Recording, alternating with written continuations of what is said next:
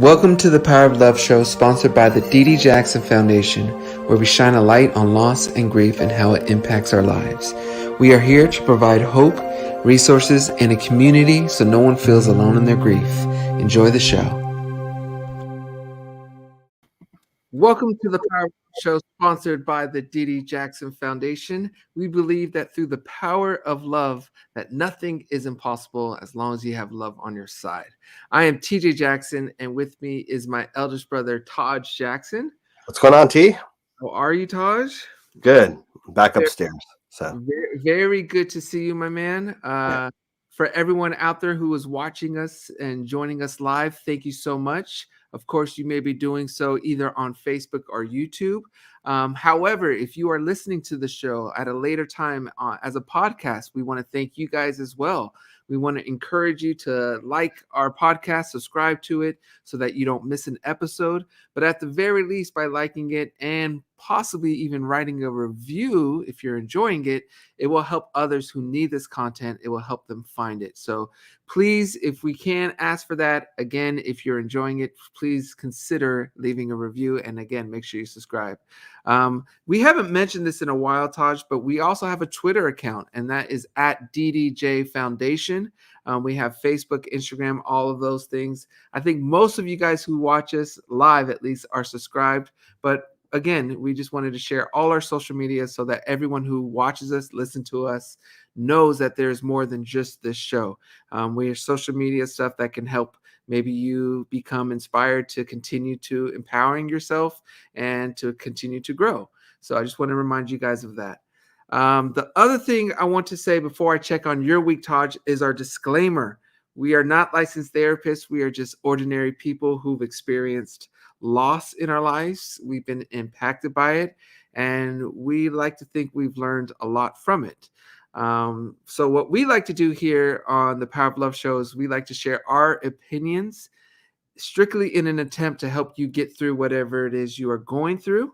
Saying that, if you need professional help, we urge you to seek it and to find it. Please do not just rely on us. Taj Jackson, that was the intro for today's show. yes, well said. Guest lined up, so there will be a guest intro coming up shortly.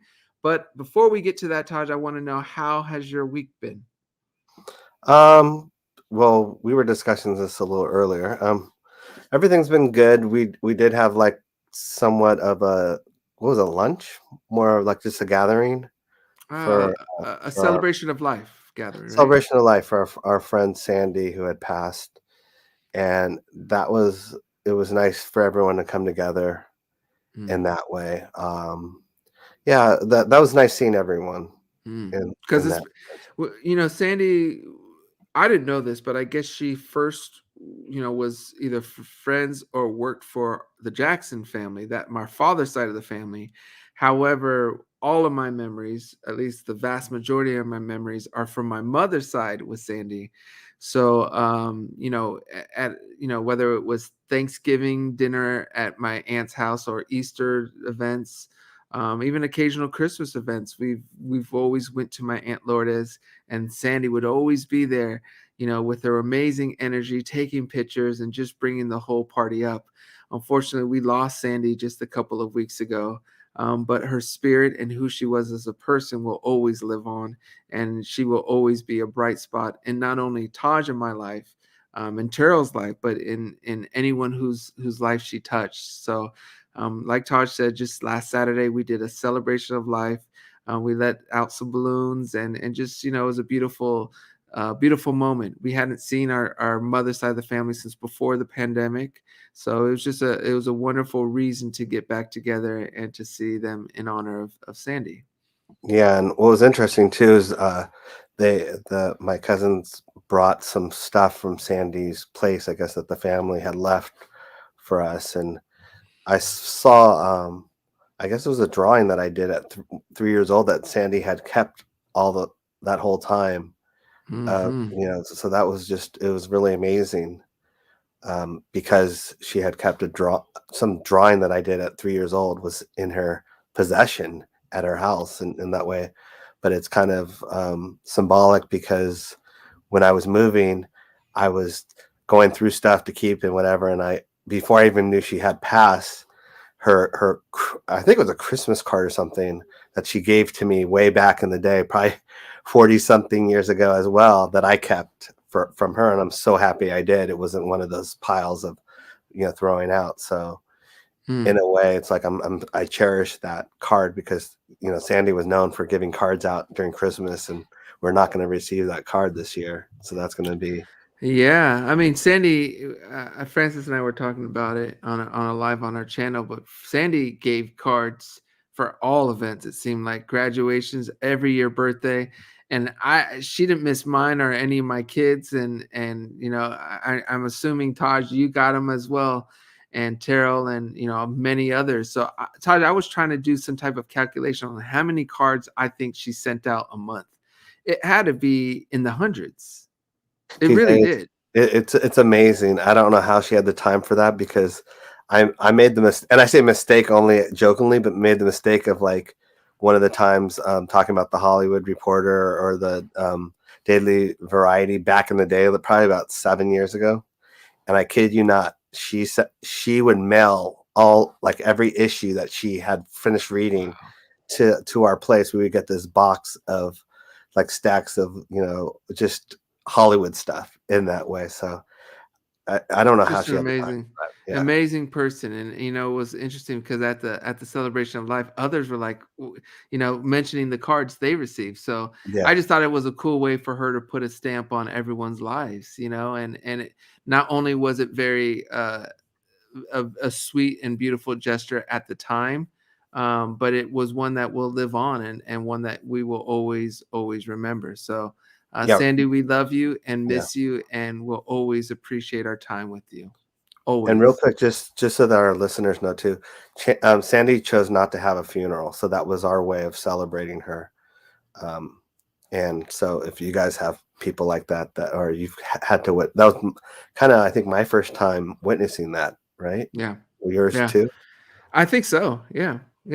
So, Taj, before we get on to with our guests, there's a couple super chats we have to mention. Constantine with one here, and then a second one from Constantine. Thank you so much, Constantine, saying blessings and rest in peace. Her spirit always to protect you. I'm so sorry for your loss. Thank you so much, Constantine. Very sweet. And then Patty with a large super chat. Thank you, Patty. Says Merry Christmas. Thank you for everything you've done for me. Just paying it forward. How special is this? Patty, thank you so much. And to all our community, this is probably just a great time to just say we thank you all for supporting us, for growing with us. And we thank you for all the time and all the great words you guys give us. We want to wish all of your families and your loved ones a happy holidays. And so with that said, though, Taj, I think it's time to get into the show, if you're cool with that. Let's do it. All right. So on today's episode of the Power of Love show, we welcome Joshua Coombes. I hope I'm saying the name right, Josh. You will correct me if I'm wrong, but Josh is a British hairstylist and founder of DoSomethingForNothing. I should say #DoSomethingForNothing. It's a social media movement that encourages and inspires people to connect their skills and time to those who need them. From humble beginnings, this was initiated in 2015, the same year DDJF started, right, Taj? Yeah. Okay. So Josh's desire, quite simply, was to positively impact people's lives by offering free haircuts to men and women experiencing homelessness on the streets of London. By posting transformative images on Instagram, his platform continues to grow as he amplifies stories that often go unheard. The mission caught the attention of media outlets in Europe and has rippled worldwide. Coverage includes appearing in National Geographic series The Story of Us with Morgan Freeman, released on Netflix internationally. Joshua has recently written his first book, of course, called Do Something for Nothing, which has been published in the UK, North America, Australia, and New Zealand. Through the simple act of a haircut, readers are taken on a geographical and emotional journey into the lives of people experiencing homelessness in different cities across the world. Featuring never before seen photographs and all new writing, Do Something for Nothing explores themes of love, acceptance, shame, and perseverance, while inviting us to see ourselves in one another and dissolve the negative stigmas around homelessness. Additionally, 100% of the author's proceeds will be dedicated to future not-for-profit art projects to amplify the lives of isolated people. Today, Joshua continues his efforts cutting hair on the streets and collaborating with artists to curate multimedia exhibitions and share a unified message of empathy. Joshua gives talks internationally to provide intimate insights and experiences to inspire others to become active and how powerful a simple act of kindness can be. Without much further ado, ladies and gentlemen, please welcome to the Power of Love show, author of Do Something for Nothing, the one and only Joshua Coombs. Now, Josh, how are you, man? Hey, really, really good to be here. Thank you, guys. I'm super happy to speak to you. Thanks for that beautiful introduction. Yeah. So first of all, I have to say I love your vibe. I love what you're doing. I love who you are. But before I dive too far into it, I have to know: did I say your name right? You did. Honestly, you got it spot on, Joshua Coombs. And a lot of the time it is I find in America it's usually pronounced Joshua Combs. So Yeah. you're an exception to the rule there. Wow, And TJ. you got it First spot time. on. There Well, you go.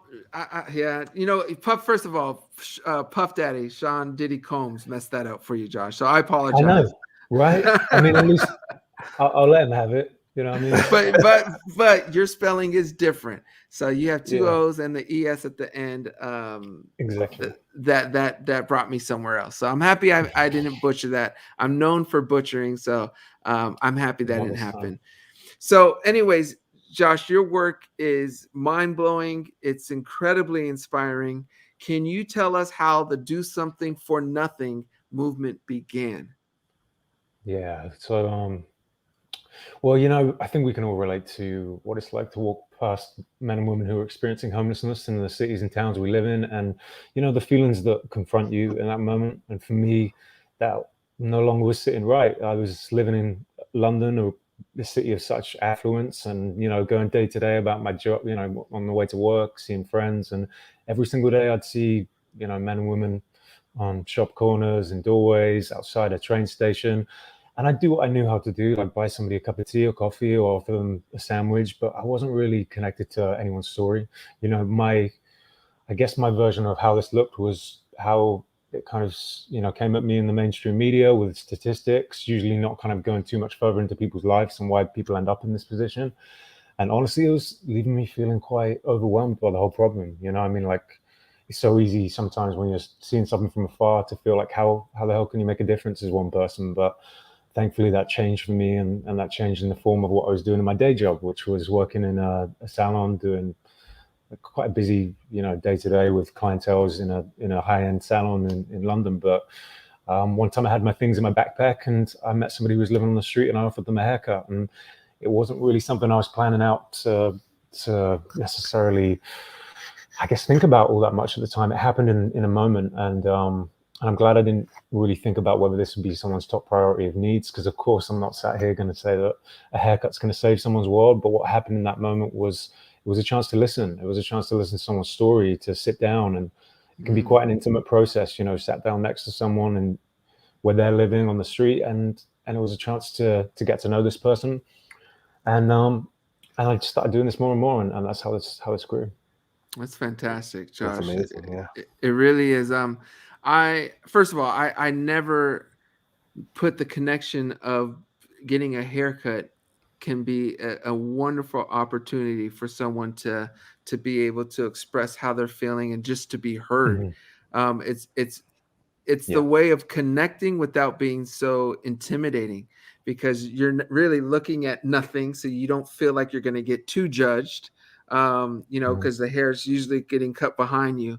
And then also you just get to hear a voice to that's going to understand. I never made that connection. Now, what I have known is that sometimes when I'm feeling down, a haircut can make me feel good again, but that's usually an external type of upcoming, if that makes sense, because I feel cleaner, I feel better.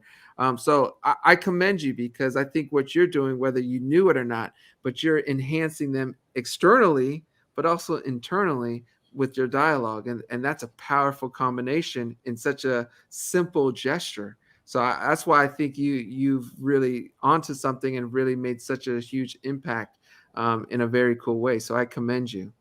Thank you, honestly, and you know, I realized quite quickly as a hairdresser, like in the salon, when I was doing that as a job where I was getting paid and people expected a certain service, there was always more to it. You know, people tell you about their problems, they tell you about what's going on in their life, whether that be a barbershop setting, which can be such a community space for so many people, or you know, a ladies' salon where people are going to maybe get more of a blow dry and all that kind of thing. You know, you have a chance to have some me time, right? To sit down. And you have to kind of relax and trust the person behind you. And I think it's a really good point that you raised, which was, you know, I remember being in school and actually I had a real problem with eye contact and kind of one-on-one conversations like that. I used to hate them. And there's something about, especially when I cut hair on the street, like people are looking outwards, you know, they're looking at the street. I'm usually behind them most of the time. This kind of sneaky way to like extract people's kind of feelings and, you know, how they are right now without it being as intense as this really one-on-one conversation, feeling like they're being interviewed or something like that. But yeah, so that you know, it's a really important part of this. And needless to say, the physical that you mentioned there is like, of course, so nice to see when I hand someone at the mirror at the end, if they recognize someone they haven't seen for so many years, and maybe it can be this really big transformation for someone that hasn't had a haircut. So the physical side of feeling dignified, feeling kind of more self-esteem, that's a really beautiful part of the process. Yeah, I think it's magical. I really do, because especially for homeless who are probably so used to being judged, and you know, have maybe some intimate are intimidating, or that was what I'm meaning to say. I just think what you provide gives them an opportunity to feel how they should, and that's as an equal and as you know as one and whole. And I think it's beautiful. By the way, I apologize for not throwing you in the middle earlier. Don't know why I didn't, because I'm in the middle now. Okay, you're right. You're in the middle. So anyway, my apologies for not doing it earlier. Yeah, Josh, that's usually our format. But yeah, I don't know what happened. I think I got. Well, I wouldn't have said anything, but now I feel like I think your story. Why didn't you put me in the middle of the beginning? What's wrong with me? I think your story hit me because I didn't make the connection, but I'm thinking a lot. But anyways, what's been the most rewarding experience since beginning this work for you? Has there been whether that's on a big level or if there's a couple of stories that really hit you, that really made you feel like I'm doing the right thing, or I love what I'm doing?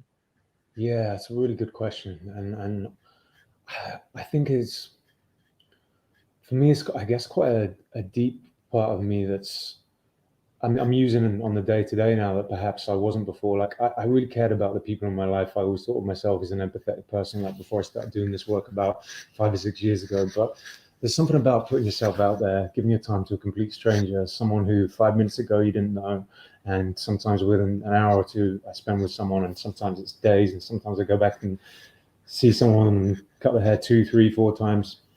There's something about that kind of interaction that I'm always grateful. It's like the presence that you have to give somebody, like learning how to really listen. Like I think it's like something that we can all do, and we all have this tool to be present for the person in front of us. But so often we're fearful of the people around us. You know, we other people, we put them in boxes, and whether that be someone's life who might look and seem different to yours because they're living in a tent in the city you live in, and you have a home, or someone in a neighborhood where you haven't been to before. But I find through the work I do, the best way to answer that for me would be, I've learned so much about myself as part of the process. I've learned so much about people as a whole. You know, I see people on a regular basis from all different walks of life. People are younger, older, men and women, people from different backgrounds. And yes, the reasons why somebody might end up on the street may vary a lot and may be different. There's this one and the same feeling that I get, which is we all have the same needs as human beings. You know, we all need to be seen, to be heard, to feel a sense of belonging, to feel a sense of meaning, you know. And that, I suppose that belief I had in people before I started doing this, I used to think that as kind of an opinion I had as maybe a more liberal person, but like now it's in my heart, you know what I mean? Now it's like part of who I am, because I experienced this stuff. And although I see a lot of struggle and I, you know, the suffering that comes with this, there's a kind of universal truth that I keep within me, which is what I'm speaking to here, which is, it's a simple thing, a haircut, but underneath it's the conversation. And when you sit down and you listen to someone, doesn't matter where you're from, like we all need that. And I might not know the answer to someone's problems overnight. I wish I did, to like click my fingers and solve this thing. But the message with Do Something for Nothing, what I do is one about a kind of daily ethos of how you can go out into this world and try and be present when you can to the people in front of you. Yeah. Angie says we need more people like Joshua in the world. God bless him. And she follows that up with, what made you want to start helping other people? I think you may have answered a bit, but if you want to answer directly, what made you want to start helping? Well, thanks, Angie. I appreciate you, and everyone who's watching, where you are, and this community that you have. And I feel that it's I suppose honestly, it was that feeling of helplessness that I spoke to earlier, which was not sitting so well with me. Like the idea that there's all these problems, and I'm sat at home scrolling through social media, sometimes feeling quite fatigued and overwhelmed by the things around me that I might not be able to do anything about. So it was seeing these people in London initially, like who are sleeping on the street and thinking, surely we can do better. But it was also something in me, which was trying to find an outlet for like something that I think we all have inside of us, which is wanting to participate, wanting to try and help lift others up when you can. And I think, you know, that was the main reason why at the time, when I look back now on my life, where I was at, you know, as I said, I was happy with seeing my friends and my family and the people around me, but there was a cup that I wasn't filling up, you know. There was a cup inside me that like I hadn't started to kind of fill up, and I feel like that's what happened as part of the process for me. So it's always primarily about helping the person in front of me, but I'd be lying if I didn't, you know, if I sat here and said that I'm not a part of that too. Like it was also for me to feel a need to feel like I'm waking up each day and trying to leave this world a little bit better than I found it. On a side note, Michael Jackson fan says, Josh looks like the dude from the Marvel movies. You know the one. I don't know the one, and I'm curious to know, but either way, Josh, this is a compliment. Yeah, I think it's a compliment. I'm going to say, yeah, like a Marvel movie, usually superheroes. We'll just like, we won't ask too much into that there. We'll just leave that. No, we'll leave it right there. Perfect. Anyways, my life, my hurdles, and my survival. Bommy with the super chat says, hi, Josh. Just want to thank you for helping look after the homeless with a simple haircut. You're good people, and we really do need more folk like you in this world. Signed, a fellow Brit. Very sweet, Vami, and I agree. I think what you do is amazing, and we definitely need more people like you. Josh, my question now is, what's the biggest challenge of doing what you're doing? Is there something that we don't see that makes what you're doing incredibly challenging or difficult? Yeah, well, there's two responses that come to mind with that question straight away. There's certainly challenges. One is, look, one leads into the other, which is, it is difficult. You know, I visit America a lot as well for US audience listening. I do this in different cities in Europe. I've cut hair on the streets in different cities around the world. And it's hard not to see things improve and get better. In the 6 years I've been doing this, you know, I have seen in some places things get worse. So that's always difficult, not maybe seeing results. But then that transitions into this second part of it for me, which is like, I find the attitude for me is the biggest problem from like all of us, generally speaking. And by that I mean people will ask me questions like, well, how's a haircut going to make a difference? And like, how are you really going to make a dent in this thing with the work you're doing? But I don't buy into that, because anybody who's made a change in the world, like, you had to start from a small idea, and I've seen the ripple effect of this. So what counteracts that first problem I told you about seeing maybe more tents on the streets in the cities we live in, or more people sleeping rough back in the UK where I'm from, is the DMs people send me saying, actually, they're getting involved in this movement in their own way. Maybe they've got skills and time to give, and they're participating and volunteering in their communities now. people who message me saying, hey, actually, I used to walk by this person, but now I know their name. Now I know their interests. Now I know more about their story. Now I know how to better help them. So like when you drop, you know, it's that thing when you drop a stone into a pond and it creates that ripple. It's like, that's how I live. And that's like more of a spiritual practice for me. So although from a political standpoint, I can be really frustrated sometimes, like the lack of support maybe that we need from like more systemic change and more affordable housing and more mental health, like funding for mental health and drug rehabilitation and all the rest of it. But whilst that's kind of a problem that I face, I really believe in like what we can all do as individuals and the ripple that comes from that. And that's why people's attitude, you know, I always say to people, like, you know, you got to start somewhere. You got to start with a small idea. Like it sounds like really counterintuitive to how we look at success, but sometimes you've got to lower your benchmark with this stuff. We've got this terrible habit as human beings of thinking like we need to solve thousands and thousands of people's problems. And yes, that would be beautiful. But in the meantime, if you can help one person this month, if you can check in with a friend you haven't heard from for a while who might be suffering, if you can go have lunch with someone who hasn't got any family who come and see them, you know, start small, like start living that day to day, and things can grow from there. Beautiful. Miss Silent Siren says, with the super chat, says, much love to you, Fufi and Taj, for bringing all of Joshua's story and his example of perseverance and strength. Bless you all. We have an idea on the superhero. He says, Michael Jackson fans says he looks like the Winter Soldier. I still don't know who that is. That's a compliment. And another compliment is right here. Hold on, there is another one that I want to pull up, and I know I'm all over the place, but this is from April. She says she's talking about Thor probably from Marvel because he does favor him. Okay. I'll take Thor. I've heard of. I'll definitely take one. I'm probably the first hairdresser who got called Thor ever. I mean, maybe. But no, honestly, truly, I'll accept whoever Winter Solid is. Like, honestly, I'm gonna look. The thing is, I'm gonna look at all these afterwards. So if I have any kind of response I'll have to, like, you know, do this on my own later. What am I any of these people? I love it, Josh. Okay, so Josh, do something for nothing. Where did that name come from?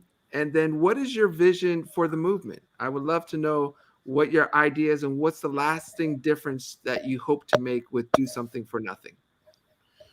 Well, the more I grow and you know, this has kind of moved forward, the more I realize that it's not technically do something for nothing, because you get a lot out of it yourself. And you know, and I'm a big advocate for what this brings you in your own well-being when you go out and you spend time with people who need you in your community. But the words came from realizing initially that when I was going out and giving haircuts, I started sharing with concerned people's stories online, on Instagram, on Facebook.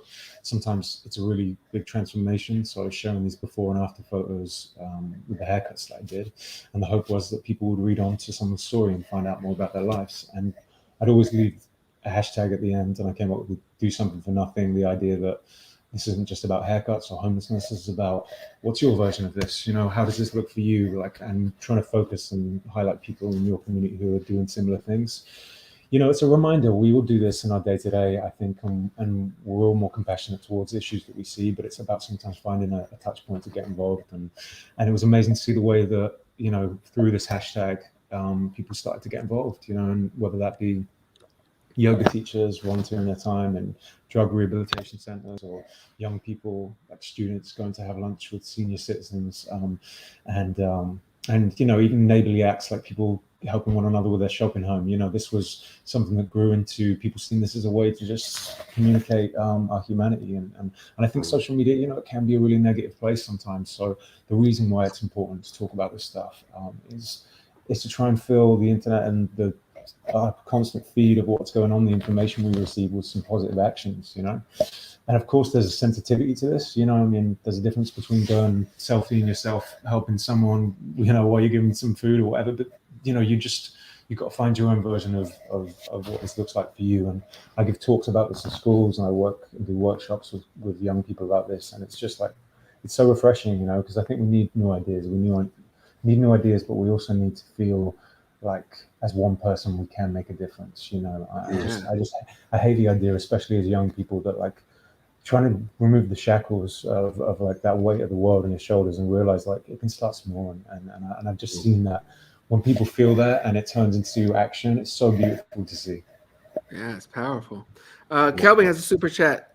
She says, "Hey Josh, do you get any negativity from people for helping the ones in need?" And thank you, by the way, Kelby, for the super chat. Yes. So, Josh, what would be your response? Do you get negativity from people for helping others, the ones in need?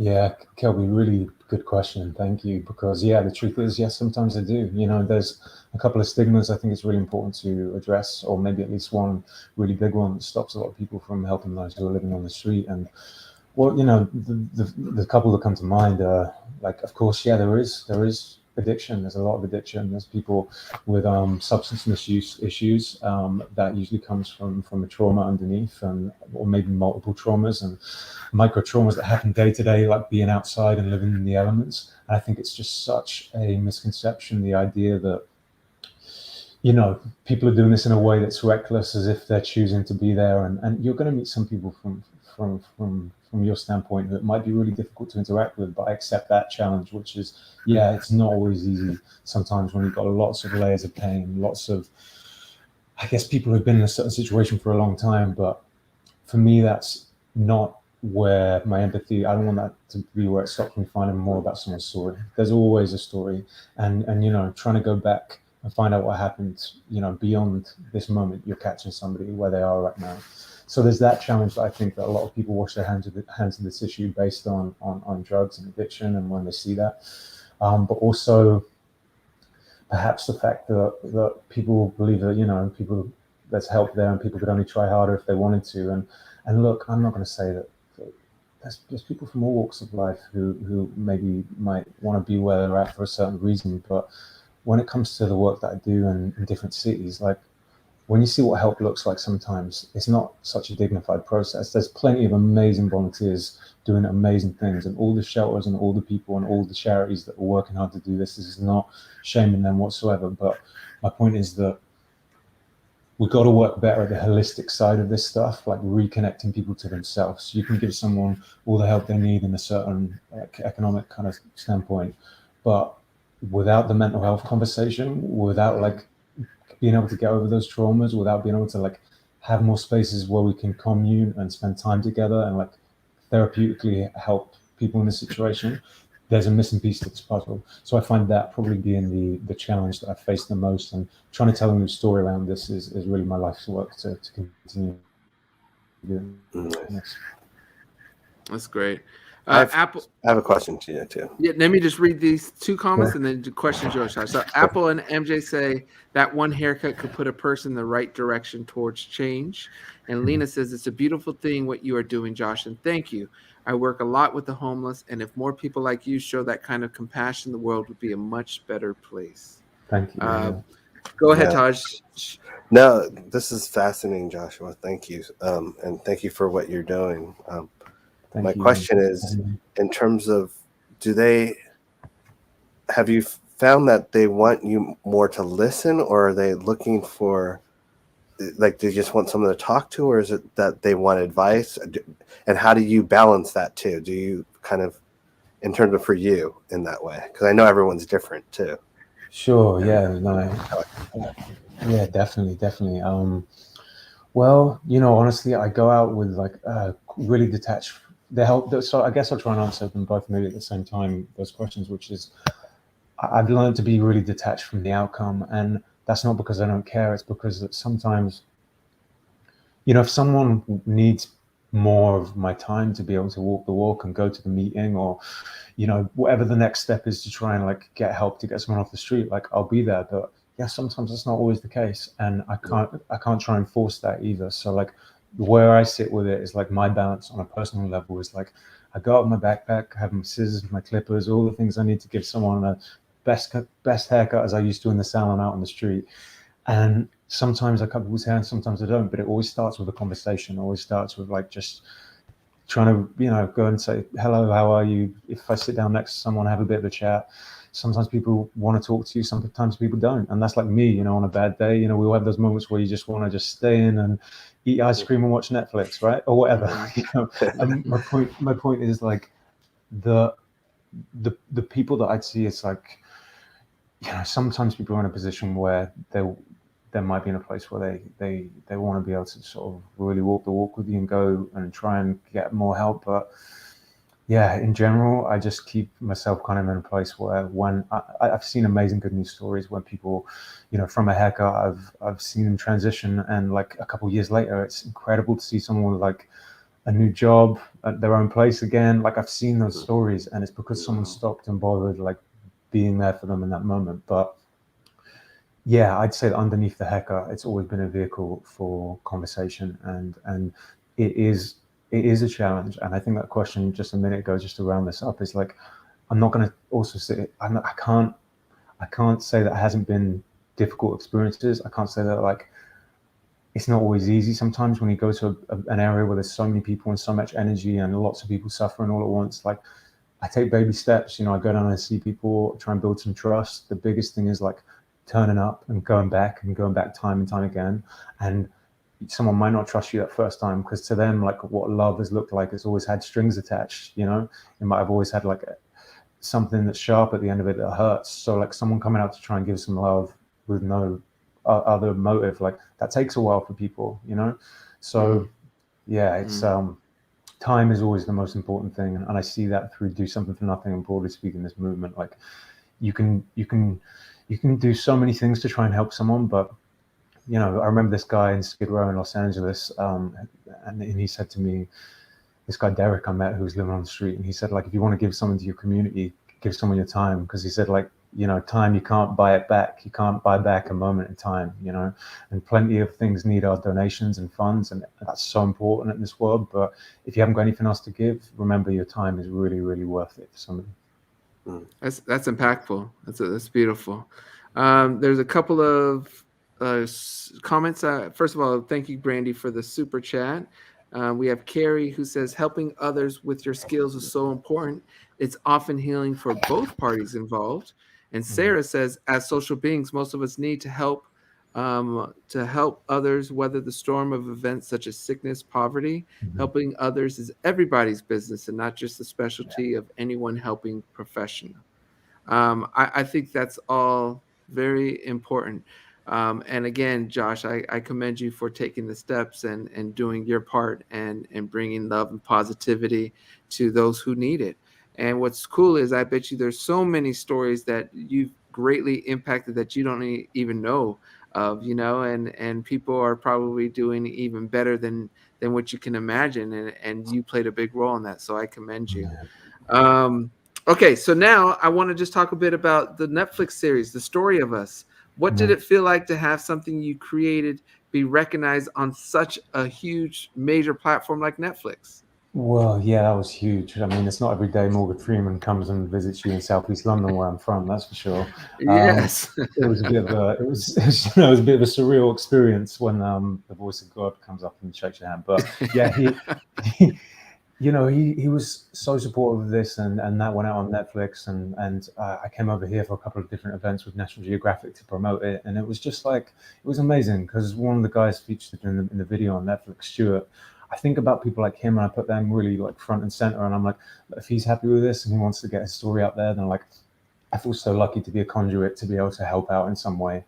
And that's what this is about for me. It's about a visibility piece. Like so many of these people I'm speaking about on a regular basis are often just completely invisible to most of society. And like I don't know, honestly, I've built relationships with people where I'm just like, it's sometimes, I don't know how best to describe it. Like people they have so much wisdom to give. Sometimes the generosity of people I meet who have nothing, sometimes the lessons and the words of people that I meet, I'm like, I want to amplify those, because it's not just about helping someone because they're less fortunate, because sometimes often that creates this like hierarchy of needs, which of course I'm not going to for 1 second not recognize like the privilege I have to lock my door at the end of each day and have that privacy and security of home and all the things that means to me. But I don't want to go out and give sympathy or pity to anybody, because they can often be useless emotions for people. It's like, I want to build a bridge of empathy and try and amplify who they are, because like I meet the most incredible people. And yeah,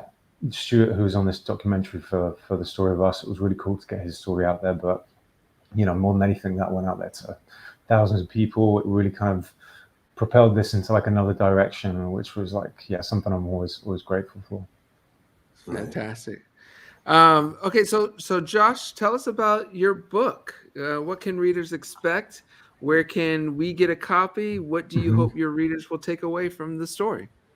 Well, yeah, Do Something for Nothing. The book is a series of stories of people I've met in different cities around Europe and America and some other places in between. And it documents stories of people I met along the way in getting this book together. And I guess social media can be quite limiting sometimes for captions and the stories I was writing on Instagram. This is a way to just get a lot deeper and, get beneath the surface of this issue and meet some really interesting people. So through a haircut, you've got images of before and afters and people that I've met, but also, more importantly, their stories, their words. You get to know people on like an intimate level. And I truly believe, as I mentioned before, telling a new story around this issue is such an important thing at this time we live in, to try and connect and try and bridge the social gap that we face, along with all of the political change and systemic change that we need. So yeah, the book is, as you mentioned in the intro, I don't receive the profits myself. They'll go to future projects to help people in this position. And yeah, it's a perfect way to, if you are feeling like you want to connect with this, and maybe someone as well who might have a different opinion about this, then it's a really good thing to be able to pass on or buy for them, so we can try and connect and start a new conversation around this. So great, man. I love it all. So Target, I saw Barnes and Noble, so any bookstore, and that's commendable about the proceeds. That's awesome. Okay, so how can Taja, do you have something? Were you going to ask something? Joshua, I mean, I always ask this with other guests. Have you ever thought about doing an audio book? I know that there's a lot of visuals in this because just before and after, but even so, you could probably have a website that the audio people can go to, just because people, especially here in this town, are always in their cars, and it's such a feel good thing, and your voice, as well, and you can sense stuff with your voice. So that's why I was asking. I would, I'd really like that. And a couple of people have said that before, but no, at the moment there's not an audio book, but it's something I'm thinking about that could have a separate release, because, yes, it's like very kind of image based as far as the visuals with the haircut, but the truth is you could read that whole book without having any of the images, and I know people would take just as much out of it. So yeah, that's a really great. You need to. It would be amazing. Oh, as Lena just said, audio would be amazing. There you go. Yeah, but you're right, and I'm the same. Right, I'm massively listening to podcasts all the time. Whenever I'm going anywhere, I listen to a lot of audiobooks too. I mean, I've had this idea before. It's just been, do you know what's been cool is I've just finished like a sort of mini in-person book tour with COVID stuff, obviously, just like, trying to do the best we can with all the rules, and been here in America, and now I'm looking to next year, and I think that's a really good, good idea forward. So I'll let you guys know. Please do it. April says you have the voice for it too. So there you go. Really? You have some. Yeah. Well, that's sweet. Okay. Well, that's good. Now I feel like we've got enough. We can just we basically focus group this here, right here in this conversation. This is a yes. Like, we're going for this. So thank you. I love it. Okay, a couple more things, then we'll let you go, Josh. But I have to know, what would you say to people if they want to do their own version of Do Something for Nothing movement, something like that in their own communities? What would you say to them? Any advice, or what would you tell them to do? Of course, yeah. So I would, a nice exercise is to write down the things that get you out of bed in the morning, the things you're passionate about. Maybe it's your hobbies, skills that you have, things you might be good at. And next to that, write down some areas in your community that you might want to change, some things you see that you'd like to try and make a difference in, and try and connect the dots. It might not happen straight away, but keep looking at it, keep looking at those things, and think about how maybe you could use. Because for me, it's hairdressing, it's art, it's music, but I always like the idea of trying to sort of connect your passions to helping people, because I think that keeps you going back. It keeps you going back to it, and keeps you kind of, it's a really good relationship with this. And if not, seriously though, if you're one of those people and you're thinking, well, I can't do this, I can't do that, well, just start by going out and having a conversation. And as I said, this might not be homelessness for you. Like, that might not be your beat. And I understand if you have some maybe some reservations, but I'd say that, remember, if someone's just moved into your street, a new family, maybe they're people who've I don't know, like they've just moved into your road, and you go and greet them, go say hello, invite them for dinner, get to know the people around you. As I said, like it could be a phone call to a friend who might not be doing so well. Like just sort of have a think outside, I guess. I know we're in this world right now where there's a hell of a lot of stress and worries, and as I mentioned at the beginning, like it's easy to get overwhelmed, but just recognize that as one person, your time, as we've mentioned, I think we've really gone over in this conversation, it's like it's really important. And I always put that into the safekeeping of people I meet who time and time again will call me up and I haven't heard from them for a while. And yes, I cut their hair, but underneath it was just someone seeing them as a human being, you know? So, yeah. And just one more on that, like a practical step as well. Like, look, if you've got a smartphone or a laptop, and I guess one of the, you must have one of those to be watching this or listening to this right now, like Google where you live and Google the issue that you might want to like help out with, and there'll be people already out there doing amazing things. Every place I go, one part of this I have to mention is like I'm doing what I can do, but I would be nothing, would be nowhere on this journey without the help of amazing community heroes doing things, reaching out to me, having me when I come to a new city, and me learning all about what they're doing. There are people getting up and deciding that like they want to make a change, and they're there. You just need to like research, and I probably have you along to volunteer with them too. Fantastic. Josh, there's one more thing. First, I want to highlight some super chats. We have Martha. Thank you so much, Martha. We have Bommy with the super sticker. And then Sine, thank you all so much for the support. And then Simone has a super chat. Thank you, Simone. She says, thank you for the positive energy you send into this world. It is needed. She has a great question. She asked, do you have an advice to start an easy conversation with homeless people? Is there something you would advise us to do to start a conversation with a homeless person? Yeah, that's a good question, and I often try and greet people like an old friend. You know, I mean, I know I might not have known them for years, but try and give that warmth and positivity as you would. You know, try and manifest that in your body, that you're just about to see someone you haven't seen for a long time. You know, like maybe a couple of years or so, and you're like, I can't wait to see you. Oh God, I've been looking forward to seeing you for so long, and that energy seems to work pretty well. You know, but play out your worst case scenario too. Guess what? If you give that energy and someone's like, hey, get lost, go away. And I'm not talking about homelessness particularly here. It's just life, right? We all have bad days and we're all bumping into one another, and you just got my parking spot, etc., etc. My point is, like, play out that worst case scenario and think, well, if someone tells me to get lost, to go away, like, what do I do with that? Where do I take that? That just existed in that one interaction. I'm not going to let that spoil my day. I'm going to move on from there with that same positivity. But yeah, greeting people with treating somebody with dignity, treating someone with respect, not looking down on them, trying to just get on their level and hey, say what's up, how are you? And that's worked for me for quite a few years now, and I'll continue to do that. Love it. Great answer, Josh. All right, Josh, it's that time. We are ready to hear this message, and not to put pressure on you, Josh. I don't want to put too much pressure, but as I said before we started, we like to leave our guests with the final say so, whatever they want to leave off our community. It could be your favorite cooking recipe, haircut advice. It could be your favorite movie, what is something that's going on in your world, just a message you want to give, whatever you want to do. The community's listening. We are listening. The floor is yours. Thank you. Well, I wouldn't be, I guess, doing all of those things without the support that I have around me. Okay. And namely, so one of those people is my girlfriend, Jazz. And yes, I have to put her name out here because she runs an organization called the Worldwide Tribe. She works with people seeking asylum, people who are refugees in Europe, but also, you know, across the world when people are kind of seeking asylum from different situations that they're in.